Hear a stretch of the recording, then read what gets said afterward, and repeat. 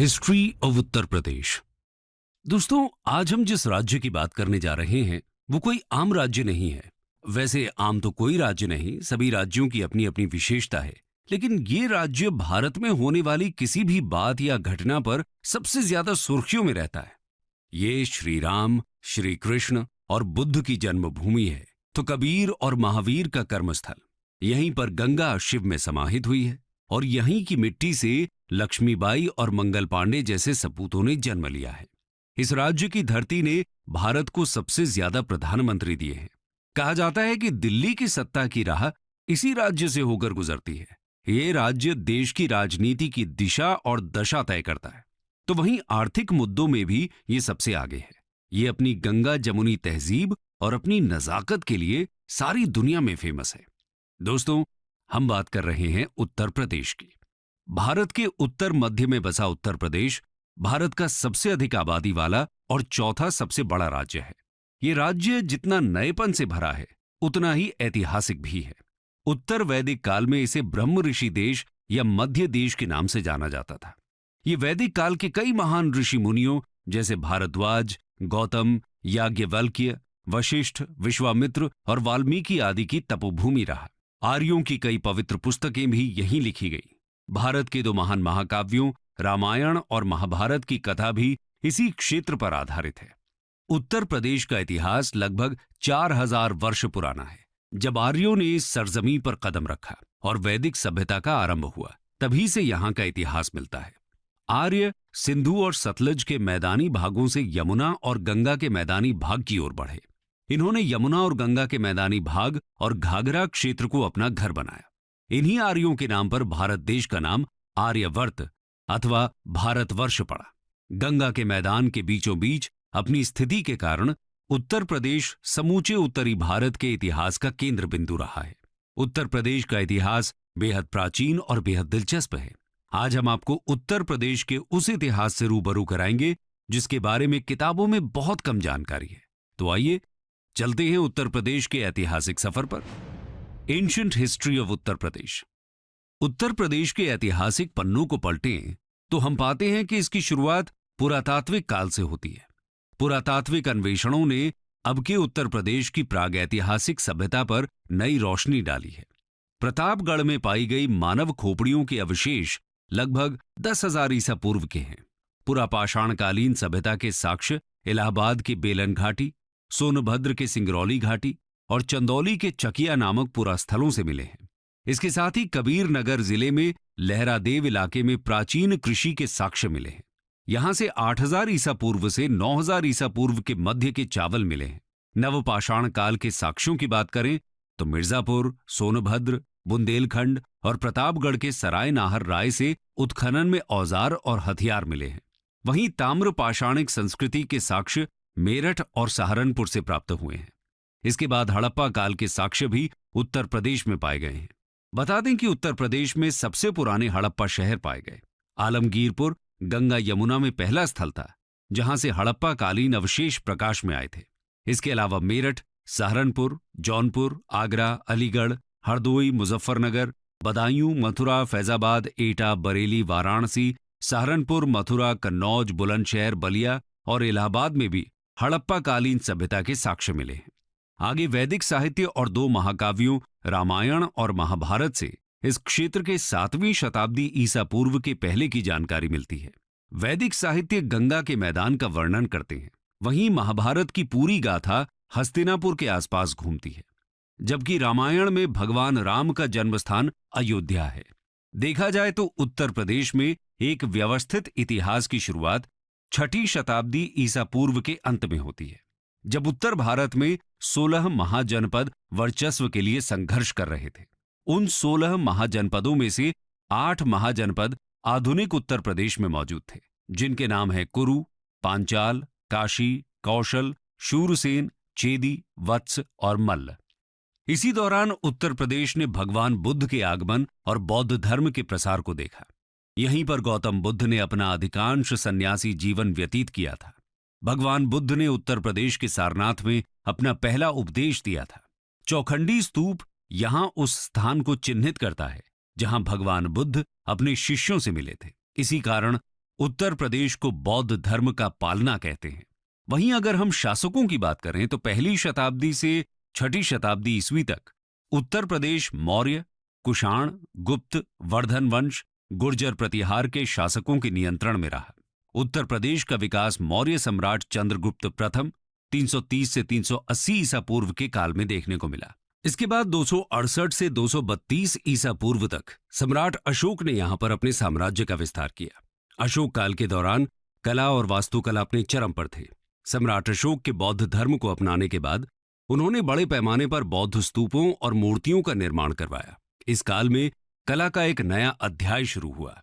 पहली शताब्दी ईस्वी में कुषाणों ने एक ऐसे विस्तृत साम्राज्य की स्थापना की जिसमें उत्तरी भारत के अधिकांश भाग के अतिरिक्त मध्य एशिया के कुछ प्रदेश भी शामिल थे। भारतीय संस्कृति के इतिहास में कुषाण काल का अत्यंत महत्वपूर्ण स्थान है। कुषाणों के संरक्षण में भारत ने धर्म, कला, साहित्य, दर्शन आदि के क्षेत्र में अत्यधिक उन्नति की। कुषाण शासकों के प्रयासों से ही भारतीय सभ्यता और संस्कृति के प्रसार के लिए मध्य और पूर्वी एशिया के द्वार खुले। कुषाणों ने उन परिस्थितियों में लगातार 2 सदियों तक उत्तर प्रदेश सहित उत्तर भारत पर शासन किया। कुषाण काल में मथुरा कला का विस्तार हुआ। मथुरा कुषाण नरेशों की राजधानी रही है। साथ ही वो उत्तर भारत का एक बड़ा व्यापारिक केंद्र भी रहा है। कुषाण शासक कनिष्क, हुविष्क और वासुदेव का शासनकाल मथुरा कला का स्वर्णिम काल रहा है। इसके बाद गुप्त साम्राज्य का शासन रहा। गुप्त वंश के शासक समुद्रगुप्त ने लगभग 330 से लेकर 380 ईस्वी तक इस सरजमीन पर शासन किया। उनके बाद चंद्रगुप्त द्वितीय ने लगभग 380 से लेकर 415 ईस्वी तक यहां पर राज किया। गुप्त काल के दौरान ही हिंदू कला का भी काफी विकास हुआ। गुप्त साम्राज्य को तोड़ने वाले हूणों के आक्रमण के बाद गंगा यमुना दोआब ने कन्नौज का उदय देखा। एक अन्य प्रसिद्ध शासक हर्षवर्धन ने 606 से लेकर 647 ईस्वी तक उत्तर प्रदेश पर शासन किया। इन्होंने कन्नौज के पास स्थित अपनी राजधानी से समूचे उत्तर प्रदेश, बिहार, मध्य प्रदेश, पंजाब और राजस्थान के कुछ हिस्सों पर शासन किया। हर्षवर्धन के शासनकाल के दौरान कन्नौज साम्राज्य अपने चरमोत्कर्ष पर पहुंच गया था। हर्षवर्धन की मृत्यु के तुरंत बाद उनका साम्राज्य कई राज्यों में बिखर गया, जिसके बाद इस क्षेत्र पर नियंत्रण करने के लिए त्रिकोणीय संघर्ष विकसित हुआ, जिसमें पश्चिम और उत्तर क्षेत्र से गुर्जर प्रतिहार साम्राज्य, पूर्व से बंगाल के पाल साम्राज्य और दक्षिण में दक्कन में आधारभूत राष्ट्रकूट साम्राज्य शामिल थे। गुर्जर प्रतिहार शासक वत्सराज ने कन्नौज के नियंत्रण के लिए पाल शासक धर्मपाल और राष्ट्रकूट राजा दंती दुर्ग को सफलतापूर्वक चुनौती दी और पराजित कर 2 राजछत्रों पर कब्जा कर लिया। कन्नौज गुर्जर प्रतिहार साम्राज्य का केंद्र बन गया। अपनी शक्ति के चरमोत्कर्ष के दौरान अधिकतर उत्तरी भारत पर इनका अधिकार रहा। मध्यकाल में उत्तर प्रदेश मुस्लिम शासकों के अधीन हो गया था, जिससे हिंदू और इस्लाम धर्म के पास आने से एक नई मिलीजुली संस्कृति का विकास हुआ। आइए जानते हैं उत्तर प्रदेश के मध्यकाल को। Medieval history of Uttar Pradesh. Bharat में 1000 से 1030 ईस्वी तक मुसलमानों का आगमन हो चुका था, लेकिन उत्तरी भारत में 12वीं शताब्दी के अंतिम दशक के बाद ही मुस्लिम शासक स्थापित हुए, जब मोहम्मद गौरी ने गढ़वाल राजवंश और दूसरे शासकों को हराया। बता दें कि गढ़वाल राजवंश ने 11वीं शताब्दी से लेकर 12वीं शताब्दी तक उत्तर प्रदेश पर शासन किया था। मोहम्मद गौरी ने 1194 ईस्वी में गढ़वाल वंश के राजा जयचंद पर आक्रमण किया था। भारत में मोहम्मद गौरी के साथ ही मुस्लिम शासक का आरंभ हुआ था। हालांकि उसका कोई पुत्र नहीं था, इसलिए उसने अपने दास कुतुबुद्दीन ऐबक को अपना उत्तराधिकारी बना दिया, जिसने भारत में दास वंश की स्थापना की और अधिकारों पर कब्जा किया।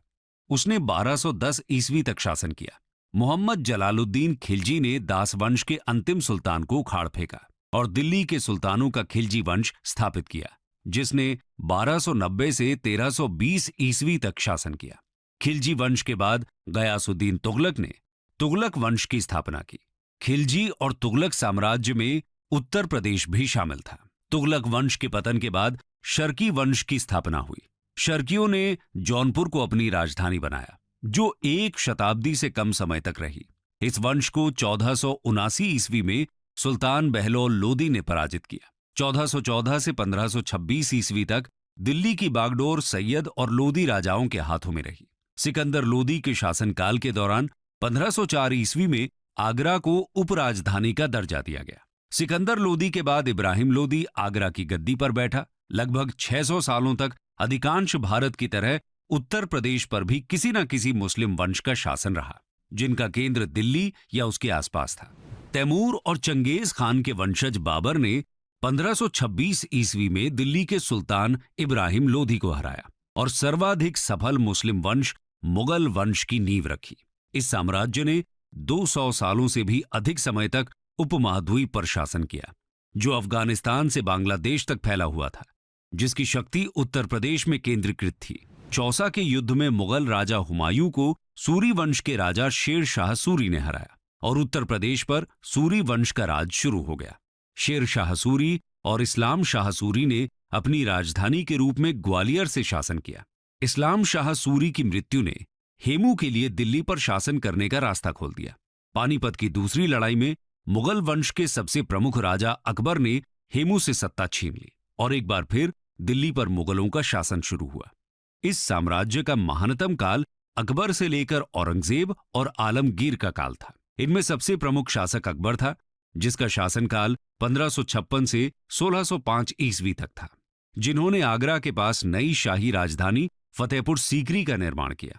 उनके पोते शाहजहां, जिनका शासनकाल 1628 से 1658 ईस्वी तक था, उन्होंने आगरा में अपनी बेगम की याद में ताजमहल बनवाया, जो अपनी आर्किटेक्चरल डिजाइन के लिए विश्व भर में प्रसिद्ध है। शाहजहां ने आगरा और दिल्ली में भी आर्किटेक्चर की दृष्टि से कई इमारतें बनवाई थी। बात चाहे सल्तनत काल की हो या फिर मुगल काल की, हर समय में उत्तर प्रदेश प्रासंगिक रहा। अकबर ने तो उत्तर प्रदेश की माटी को अपना सब कुछ मान लिया था।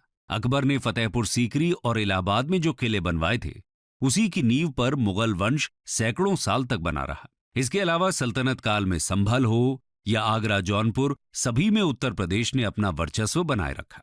एकता व्यवस्था का प्रशासन रहा हो या फिर सल्तनत काल की आर्थिक शक्ति, सभी जगह उत्तर प्रदेश की चर्चा मिल जाती है। मुगल साम्राज्य ने उत्तर प्रदेश में हिंदू और मुस्लिम संस्कृति से मिली जुली एक नई संस्कृति का विकास किया। इस संस्कृति के जन्मदाता अकबर ही थे, जिन्होंने बिना किसी भेदभाव के अपने दरबार में आर्किटेक्चरल, लिटरेचर, पेंटिंग और म्यूजिक एक्सपर्ट्स को नियुक्त किया था। लेकिन धीरे धीरे हिंदुत्व और इस्लाम के टकराव ने कई नए विचारों को जन्म दिया था और उनका विकास किया था। 18वीं शताब्दी में मुगलों के पतन के साथ ही इस मिश्रित संस्कृति का केंद्र दिल्ली से लखनऊ चला गया, जो अवध के नवाब के अंतर्गत था और जहां सांप्रदायिक सद्भाव के माहौल में कला, साहित्य, संगीत और काव्य का विकास हुआ। जब उत्तर प्रदेश आधुनिक भारत के पड़ाव पर पहुंचा, तो उत्तर प्रदेश का अलग ही रूप देखने को मिला। यहीं से उत्तर प्रदेश ने अपने लिए अलग कहानी लिखनी शुरू कर दी। चलिए जानते हैं उत्तर प्रदेश का आधुनिक इतिहास। Modern history of Uttar Pradesh. 1707 में औरंगजेब की मृत्यु के पश्चात अगले 50 सालों तक दिल्ली की गद्दी पर कुल 8 मुगल शासकों ने शासन किया। 1757 तक वर्तमान उत्तर प्रदेश में 5 स्वतंत्र राज्य स्थापित हो चुके थे। इस दौरान अवध और रुहेल 2 ऐसे क्षेत्र बन गए जो शक्ति के संघर्ष को, और अवध और रुहेला ने मुगलों के खिलाफ विद्रोह कर दिया। इन दोनों के विद्रोह को देखते हुए बाकी राज्यों ने भी वर्चस्व के लिए दिल्ली में मुगलों के साथ संघर्ष शुरू कर दिया। इधर 17वीं शताब्दी के मध्य तक ईस्ट इंडिया कंपनी ने भारत के दक्षिणी भाग में एंट्री कर ली थी और अब वो उत्तर भारत की ओर बढ़ रहे थे। 18वीं शताब्दी में आते आते मुगल सत्ता का पतन हो गया। इधर ईस्ट इंडिया कंपनी उत्तर भारत में अपनी जड़ें जमाने लगी। उसने शुरुआत में विभिन्न साम्राज्यों से शक्तियां छीनकर उन्हें बंगाल प्रेसिडेंसी के तहत एकजुट कर दिया। इसमें नवाबों के प्रांत अवध, ग्वालियर के सिंधिया और नेपाल के गोरखा शामिल थे। 1834 में ईस्ट इंडिया कंपनी ने उत्तर पश्चिमी प्रांतों को बंगाल प्रेसिडेंसी से अलग कर दिया और एक नई प्रेसिडेंसी का निर्माण किया, जिसे आगरा प्रेसिडेंसी कहा गया। सन 1857 की क्रांति की शुरुआत भी उत्तर प्रदेश के मेरठ शहर से ही हुई थी। ये क्रांति लगभग 1 साल तक चली और धीरे धीरे पूरे उत्तर भारत में फैल गई। इस क्रांति को भारत का पहला स्वतंत्रता संग्राम नाम दिया गया। इस संग्राम में झांसी की रानी लक्ष्मीबाई, अवध की बेगम हजरत महल, बख्त खान, नाना साहेब, तात्या टोपे आदि अनेक देशभक्तों ने भाग लिया। 1858 ईस्वी में विद्रोह के दमन के बाद ईस्ट इंडिया कंपनी को भारत का शासन ब्रिटिश ताज को सौंपना पड़ा। 1880 ईस्वी के बाद भारतीय राष्ट्रवाद के उदय के साथ उत्तर प्रदेश का प्रांत स्वतंत्रता आंदोलन में भी सबसे आगे रहा। इस प्रदेश ने भारत को मोतीलाल नेहरू, मदन मोहन मालवीय, जवाहरलाल नेहरू और पुरुषोत्तम दास टंडन जैसे महत्वपूर्ण राष्ट्रवादी राजनैतिक नेता दिए। सन 1902 में नॉर्थ वेस्ट प्रोविंस का नाम बदलकर United province of Agra and Awadh कर दिया गया। आम बोलचाल में इसे यूपी कहा जाने लगा। सन 1920 में प्रदेश की राजधानी को इलाहाबाद के स्थान पर लखनऊ बना दिया गया और प्रदेश का उच्च न्यायालय इलाहाबाद में ही बना रहा और लखनऊ में उच्च न्यायालय की एक हाईकोर्ट बेंच स्थापित की गई। इसी दौरान भारत में ब्रिटिश साम्राज्य की नींव हिलाने के लिए महात्मा गांधी ने असहयोग आंदोलन शुरू किया, जो धीरे धीरे पूरे संयुक्त प्रांत में फैल गया। लेकिन चौरी चौरा गांव में हुई हिंसा के कारण महात्मा गांधी को असहयोग आंदोलन रोकना पड़ा। इसके साथ ही संयुक्त प्रांत मुस्लिम लीग की राजनीति का भी केंद्र रहा। ब्रिटिश काल के दौरान इन्हीं प्रांतों में सबसे अधिक रेलवे, नहर और संचार के साधनों का व्यापक विकास हुआ। अंग्रेजों ने यहां आधुनिक शिक्षा और वेस्टर्न कल्चर को भी बढ़ावा दिया। इसी के तहत यहां पर 1921 में लखनऊ विश्वविद्यालय की स्थापना हुई। बाद में 1935 में इसका संक्षिप्त नाम यूनाइटेड प्रोविंसेस प्रचलित हो गया।